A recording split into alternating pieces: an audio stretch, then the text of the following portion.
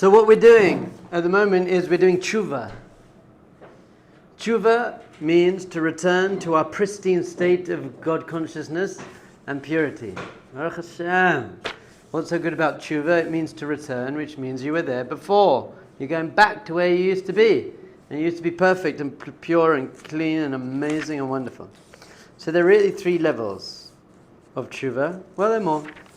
But we say in the 5th bracha of the Shemona Esrei, Hashivenu avinu letoratecha, Karvenu malkeinu la'avodatecha, V'hachatzirenu b'tshuva shleima levanecha. That is the blessing of tshuva. The blessing after that one, the 6th one, is Slach lanu avinu ki chatanu. Forgive us, our Father, because we have sinned. But that's not the tshuva one. The tshuva one is the one before that. Hashivenu avinu letoratecha, which means bring us back, our Father, to your Torah. Karvenu malkeinu la'avodatecha, bring us close, our King, to your service. V'hachatzirenu b'tshuva shleima levanecha, and return us in a complete returning in front of you. So my Rebbe Bilvavi breaks it down. Well, all the Kabbalistic Sfarim break it down. We've got a few things. Firstly, you have your deeds. What are you doing? Are you doing the right thing? Are you watching the right thing? Are you eating the right thing? Are you saying the right thing? Are you acting in the right way? God gave you hands. What are you using your hands for? Are you using them for the right thing? Are you using them for fighting? Or are you using them for writing good things? What are you using your hands for? What are you using your eyes for? God gave you eyes to see the beauty of the world and the pain of other people so you can help them. Are you using them for what they're meant to be used for? God gave you that. What are you using it for? God gave you a mouth. Are you using it to put down people and use curse words and say bad things? Speak Lashon Hara? Are you using it to uplift people, inspire people? Number 1 level is just, are you acting in a mensch way? Are you being a mensch? Are you a mensch? That's it. Speaking. But then there's a higher level. That's Hashivenu avinu l'toratecha. Bring us back to your Torah. The Torah is the guidebook. The guidebook to life. Am I doing the right thing? Am I putting on my tefillin with simcha? Am I joyfully putting on tefillin? Am I joyfully looking forward to Shabbat? Am I doing all the things I have to do? High level, Karvenu malkeinu la'avodatecha. Bring us close to your avodah. This is a higher level, and the 2 levels within this is your character traits. How are your character traits? Because your character traits causes your deeds. So if you've got good character traits, then you'll have good deeds, basically. So do you have good character traits? Well, you all do. You all have some good character traits. You're inquisitive, and you're kind, and you're caring, and you're hardworking, and you have some good character traits. You also have some not good character traits. You're arrogant, or low self-esteem, or anxious, or judgmental, or whatever. You've got some not good character traits. You're lazy, you're vain. Not you. He's perfect. What is it? What is that thing? So, you'll have good character traits, bad character traits. Number 1 key to working on your bad character traits, what is it? Tell you. Firstly, don't identify with them. Don't say, this is who I am. I'm just, God created, I'm an angry person. That's part of my nature. That's who I am. Judaism doesn't hold by that. It says, yes, that's part of your nature, but that's not who you are. You are pure God consciousness. And you struggle with anger and jealousy and doubt and fear and hatred and anger and judgmentalism. So don't say, I am angry. I'm an angry person. Don't say that. Say, I'm behaving in an angry way. I'm thinking angry thoughts. But you aren't it. If you identify with it, you can't beat it. The first thing is, this isn't me. This is something I have to deal with and work on and fix You don't hate yourself for your bad character traits. Like you won't hate your children. When your children have bad character traits, you don't hate your children. You help them, you work on it. First thing is, don't identify with your bad character traits. Second thing is, you should feel good about yourself. We said this before. Tshuva isn't about saying I'm bad, I'm bad, I'm bad. Tshuva is saying I'm good. And I'm looking around the room, you're all basically alright. I think you're more good than bad, most of you. Maybe one of you got something to work on. Everyone's like, no, Per's talking about me. Or people are like, it's not talking about me, I'm great. I'm talking about both of you. So, feel good about yourself. I'm doing pretty well. I'm not perfect. Because if you don't feel good about yourself and then you start looking at your character traits, bad ones, you get depressed. The key, I believe, the number one key is this week's Parsha Ki Teitzei le'milchama aloivecha. When you go out to battle against your enemy. When you go out to battle against your enemy, you've got to understand your biggest enemy is yourself. Well, not yourself, because yourself's perfect and pure. Your biggest enemy is your Yetzer Hara, your negativity and your bad character traits and your bad nature and nurture and all of that. That's your biggest enemy. But understand that it's a milchama. Life is a milchama, which means it's a war. Life is a war. And you have to know how to fight the war. We did this in last week's Parsha, by the way.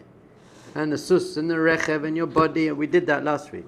But the best way for you to overcome your challenges in life is to see them as a test. Everything is just a test.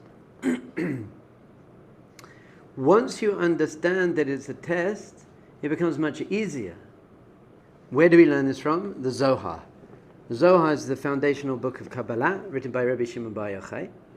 And the Zohar says, it tells a story. Once there was a king. And whenever Jewish sources teach stories about the king, is God. And there was a prince, and that's the soul. Or the princess is the soul. So there was a king, and he was a very good king, a wise and loving, compassionate, wonderful king. And he had a son, and his son was a good kid. But he wanted to train his son to become the new king. Number one key to being the king is self-control. That's what it means to be a king. Are you a king over yourself? Do you rule yourself? Or did your physical craving rule you? And your ego craving rule you? And what other people think about you rule you? What's in control? What's ruling the game here? So you've got to be the king of yourself. So self-control, discipline, and living up to your values. You live up to your values, you made it.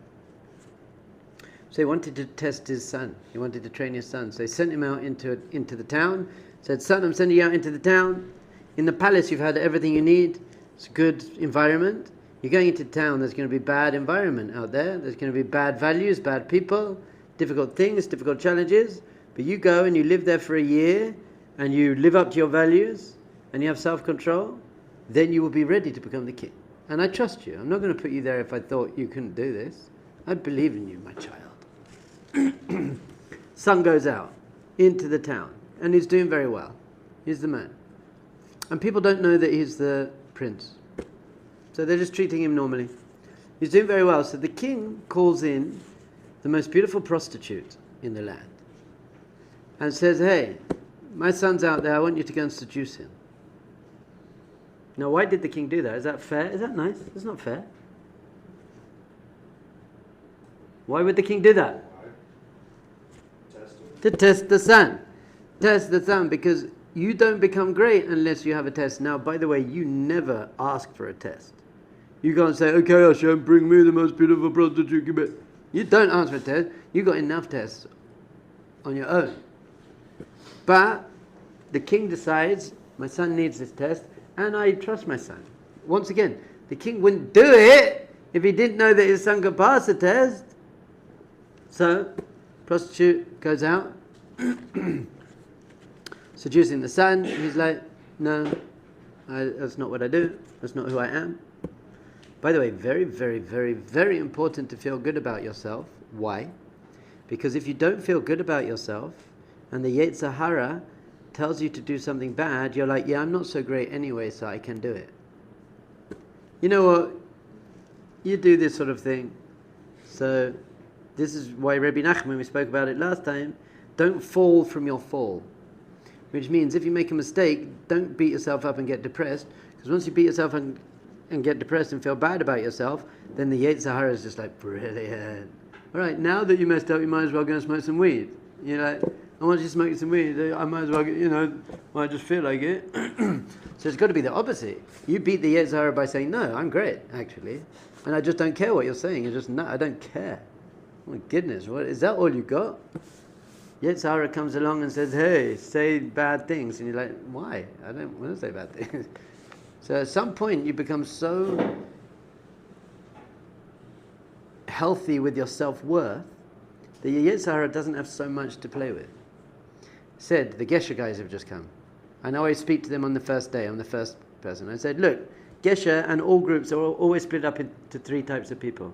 Good attitude people, bad attitude people, and the middle guys who are basically good, but they're very influenced by the bad ones because the bad attitude people seem cool. So you got the bad attitude, you don't understand me, too cool for school, smoking, not participating. You got the good guys, who are just good, just nice guys, and getting on with it, and asking questions. Then you got the middle guys who are basically good influence. The bad guys never pick on the good guys, because they can't. The good guys are just like, it's okay, I don't want to smoke. The bad guys pick on the middle guys. So that's the same with your Yetzer Hara. Once you're a good guy, yes, there's got not so much you can say. You just be like, oh, okay. So, prostitutes tempting the sun, and the sun is, after a while, he's getting a bit, it's challenging. So one guy from the palace, he's watching everything that's going on, and he's like, this looks like it might be going bad here. So he goes out, and he finds the son, and he says to him, I just want you to know that the prostitute is working for your father. She's just there to test you. Your father sent her. At that point, does it become easier or harder to do the right thing? Much easier. Much easier. I know it's a test. As soon as I know it's a test, it's much easier to pass it because I'm like, oh, a test. Imagine someone said to you, I've got an amazing job. It's the best job. It's the job of your dreams. Millions of dollars, like doing what you love doing. But we just want to test you if you're a calm and patient person. In order to get the job, and we're going to we have our people. So you get up in the morning and you're late. The alarm goes off and you're about to swear, but you're like, yeah, I'm okay. You get in the shower and you slip and you're about, funny, that's funny. You go and you miss the bus and you're like, Baruch Hashem. Because as soon as you know that you are being tested for your job that you want, then you can deal with it. You're like, okay, it's just a test. You have to understand life in this world is a test. Everything is a test. That person who is annoying you, that aircon unit that doesn't work, that roommate who snores, that is all a test. It's just a test for your character traits. Ki Teitzei milchama. Understand that you're going out to war. This life is a war. So once you see it's a test, and in fact, once again, you never ask for a test, but you kind of look forward to it in a way, because you got an opportunity. I came home, landed at 5:30. My kids leave for school at about 7:05, and I got a train. I got there 7 o'clock. I got home, and I was standing in between two cars with my pulley bag thing, and my next door neighbor just got this brand new white car. And the kids ran out to see me. I let go of my thing, hugged them. It fell and scraped the whole side this morning. Scraped the whole side of the car. We don't have the best relationship anyway, me and this thing. And I looked at it and I was like, wow. Hugged my children, went in, found the neighbor. I said, look, I did it, I'll pay. Like, whatever. But trained myself to know, hold on, this is a test. This is a test. Hashem is now watching. Hashem's like, what are you going to do with that? You're going to freak out? So I was like, I'll deal with that. I had a little bit of internal struggle. Otherwise it wouldn't be a test. I was like, and I was like, Test. Test. You should even say that to yourself. Next time your mum or your parents say something to you and they be it, test. What are you doing in yeshiva? You're being brainwashed. Get out of there. Do something like test. And say, I hear that. I hear that. Why don't you come and visit, meet some of the people, come to a class, see what it's like? But I really love you for caring about me so much. Thank you for caring about me. I'd probably be more worried myself if it was the other way around. But really, I'm happier than I was before. I'm kinder than I was before. I'm in a healthy environment than I was before. I'm smoking less weed than I was before. I'm being nicer than I was before. And if you're showing your parents you're doing that, test. Alarm goes off in the morning, test. In fact, change your alarm now to just say test. I failed the test. So our second level is character traits. Sort out your character traits. Best way of doing that is test, I think. There's many different ways of doing that, by the way. But it's a good one. Next level, higher, is something called Ratzon. Ratzon is your driving force. It's your desire. What are you living for? What do you really care about? What do you really want? And your character traits come from that, actually. It's going higher and higher. So if your Ratzon is only for spirituality and goodness, then you'll have great character traits. All I want, but we're not like that, we're human. So you also want people to like you, and you also want nice things, and you also want this, and you also want your team to win, and you also want to eat that food, and you want so many things. But if you could perfect your Ratzon, all I want is connection to God. All I want is spirituality. Amazing level at that point. Just want Hashem. And now, how do you know how much you want something? 2 ways. What are the 2 ways? And? Good. How much you think about it and how much you're willing to invest and sacrifice and put effort into it. So how much do you think about God? How much do you think about becoming a nicer, better, healthier and kinder person?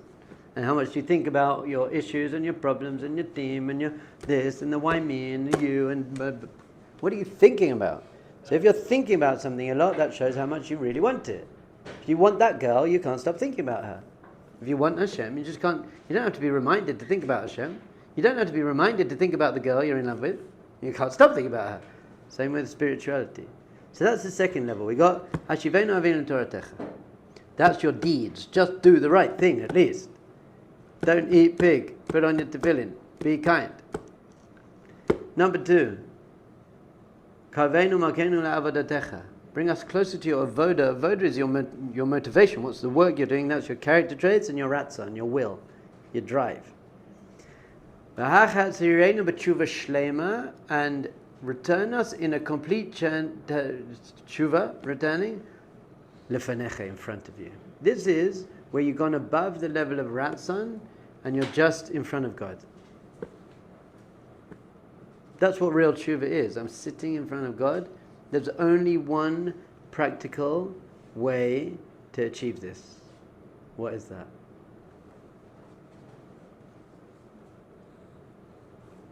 Your breath. Your breath is the gateway to your soul. The word for breath is neshima. The word for soul is neshama. Your breath brings you so deeply into the present moment that your mind goes away. You rise beyond the level of ratzon even, because ratzon means I'm running towards something. Ratz, it comes from the word ratz. Ratzon means I'm feeling a bit lacking, so therefore I want something. What does it mean to want? I don't have something, I want it. So there's a higher level where I'm not lacking anymore, I'm complete. I'm with Hashem. I'm just in God consciousness. So that comes through your breath. Obviously, in order to power up your neshama, you need to be doing mitzvahs. That's what tefillin is for. Tefillin is to pump up your neshama so that it's much easier to feel it. If you're not putting on tefillin and keeping Shabbos, you're not a bad person. You might be the kindest, most wonderful, lovely, best person in the world. But your neshama is not getting the food it needs. You need to be plugging your neshama into God consciousness. That's what a mitzvah is. So through doing learning Torah and doing mitzvahs, you've pumped your neshama up, and through your breath, you can then quieten your mind in order to connect to your neshama, and then you can be lefanecha. Then you've really returned. Now you're sitting in front of Hashem. Highest level, Vayera. Abraham was sitting at the entrance to his tent, Vayera alav, and Hashem appeared to him, didn't say anything, they were just sitting together, holding hands. Cool, no? So this is it. This is all this week's Parsha, by the way. Ki Teitzei. At the very end of this week's Parsha is a mitzvah d'oraisa, a mitzvah from the Torah. Zachor et asher asa lecha Amalek b'derech l'tzeitz Mitzrayim. Remember what Amalek did to you. Remember, Amalek is our biggest enemy. Amalek is our biggest enemy. They're a nation that just wants to kill us, just for no reason. All of us, even if they're going to lose, they're like, we'll die as long as we hurt them. Amalek is gematria, the numerical value Suff. Suff means doubt. One of the greatest tools of Amalek is doubt. Is this really true? Does God really want this? Am I really doing the right thing? Is there really meaning to this? Doubt is so disempowering. It's like, that's what it does. Because you're not either way. You're not clear either way. You're just kind of in some middle land of, no, you got nothing. This is why Aish is the greatest place, because we've got evidence, so you can't really doubt it anymore. I can prove to you that there's a God. I can prove to you God wrote the Torah. So there's very, very little room for doubt anymore. Unless you can refute the evidence, which you can't. So that's very, very, very powerful. It's one of the most powerful things to beat the power of the Yetzirah, of Amalek. Asher karcha b'derech. Amalek karchad you b'derech. What does that mean? It means who happened upon you on the road. They just came and attacked you on the road. So Rashi says, Lashon mikre. Mikre means coincidence. They just came upon you on the road. Now this is the biggest Amalek suffix you can have, the idea of coincidence. Yeah, it's just a coincidence. Yeah, it just happened. That's what Amalek makes you think. Yeah, it just happened. Mikre. The Hebrew word mikre, mem kuf reish he, means coincidence. We don't believe in coincidence. We believe things happen as they're meant to happen.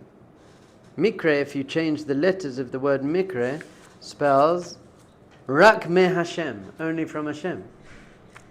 So we don't believe in coincidence. It actually also spells Hashem rokem, which means God embroiders. What's an embroidery? If you look at the back of an embroidery, it's all just knots and it doesn't make any sense. You flip it around, beautiful picture. So our life often feels like that.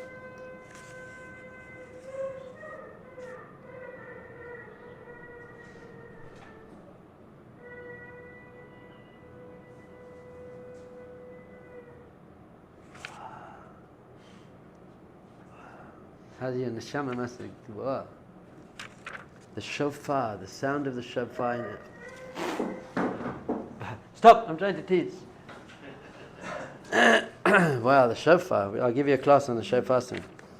Mikre, Hashem. It also actually spells kara me, happened from Hashem. It also spells mikre, spells kuf resh mem he, karma. Everyone's into karma nowadays. Well, I tell you, nothing's a coincidence. Even that is not a coincidence. So fine, so Rashi says, Mikra. So Amalek comes along and says, yeah, whatever. Doesn't mean anything. That doesn't mean anything, it just happened.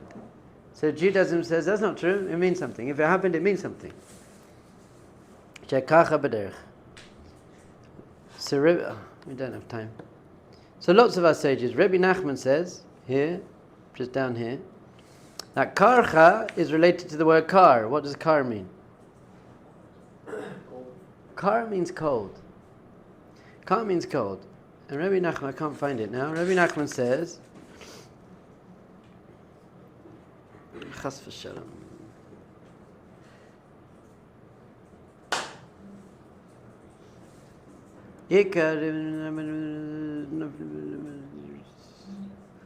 Says two things. Firstly, it says the word kar means cold, which means Amalek is also the thing that makes your Judaism and your life very cold.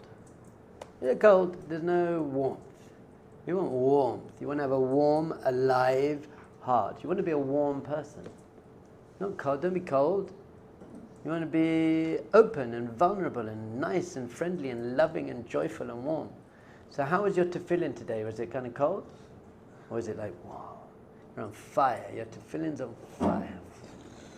How's your relationship with your friends? You're going to get married one day.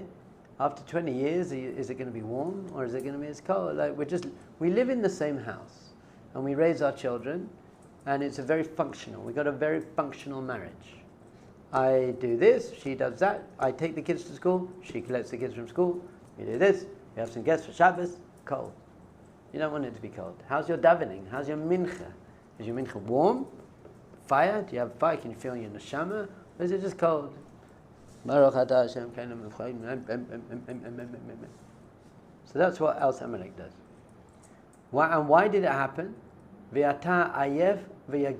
you were very tired. Rabbi Nachman speaks about this a lot. He called it old last time. You get old. I'm just tired. I just have no vitality. No vitality. Just tired. And it's amazing how many 18, 19, 20, 21, 25-year-olds are tired. Why are you tired? Well, you're sitting up all night looking at a screen. That's why you're tired, you idiot. But just they're tired people. It's just, life's a struggle. And I'm tired. So once you're tired and life's a struggle and you're just getting through and you're getting by, and it's hard to beat your Yetzer Hara. Your Yetzer Hara feeds on that. Feeds on it. You're not feeling that great. Your Yetzer Hara makes you more lazy. Gets you upset easier. If you're feeling worn out and tired and someone says something not nice to you, you can't deal with it. Either if you're arrogant, you'll shout at them, or if you have low self-esteem, and just be more bashed down. You're just bashed down. So you've got to not be tired. You've got to be full of vitality. How can you be full of vitality? Know that you're living with your purpose. I'm living with the right purpose. And then it says, V'lo yareh Elokim. And we didn't have God consciousness. Once again, very, very clear. Once you have God consciousness, the Yetzer Hara is not so bad. Because it can't survive there. So we got our levels. You got your actions, your speech and your actions. Then you got your character traits. Then you got your ratzon. Then you've got God consciousness. So if you have full God consciousness, of course you'll have the right ratzon, of course you'll have the right character traits, of course you'll have the right deeds. But let's say you can't. You can't be fully God consciousness. At least work on your ratzon. I want to. I get to try and think about it more. I'm yearning for it. I'm praying for it. And that should sort out your character traits. And then for your actions. If you can't get the right ratzon, at least sort out your character traits. Let go of your jealousy, anger, hatred, doubt, fear, and then that will make you do the right things. And if you can't even get rid of your bad character traits, at least do the right thing. Do the right thing. Fake it till you awake it. Ooh, made that up. Because I don't think you have to awake it. I don't think you have to make it. It's yours. It's who you are. You've got to awake it. Fake it till you awake it. So we got to go both ways. You've got to try and connect to your soul, and you've got to correct your deeds. You've got to go outside in and inside out. They'll both work. And you work on all of our levels. That's what tshuva is. We're doing tshuva on 4 levels. Ki Teitzei lemelchama. When you go out to this war, understand it's a war, get ready for the war, and understand what the war is. The war is Amalek saying, yeah, it doesn't mean anything, and you can do it, but with no feeling, and you say, no way, I'm going to put extra burning, yearning power into my mitzvahs. And that way the war becomes very easy. Od Shabbos.